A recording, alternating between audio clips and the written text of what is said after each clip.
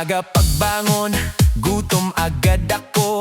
Pero iba ang hanap ng puso ko. Hindi lang pandesal, hindi lang monay.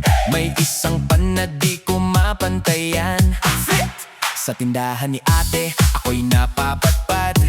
Pag nakita ko siya, naku sold na agad. Sa ngiti niyang sweet, sabay abot ng pan. Parang may kilig sa bawat kagatin. Hindi lang to basta tinapay, may kasamang lambing at saya. Gusto ko ang pante, yung galing kay ate, ang sarap kasi.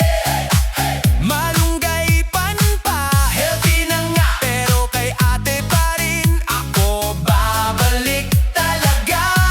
Gusto ko ang pante, Sa bawat kagat napapasabi ako ng sheesh. Sa Ilonggo nga, papay namigit. Sa pan ni ate, wala nang hihigit. Pante, kain na, kain na. malunggay, Pero kay ate, sweet lagi. Sayaw lang, pag masarap, ulitin pa.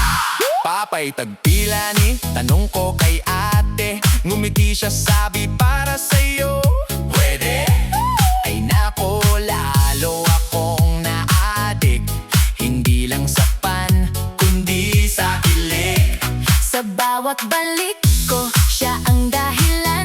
Hindi lang gutom, pati puso busog na rin naman. Sa simpleng panamay, malunggay, may extra pa, lambing ni ate in. Hindi lang lasa ang binabalikan, kundi yung saya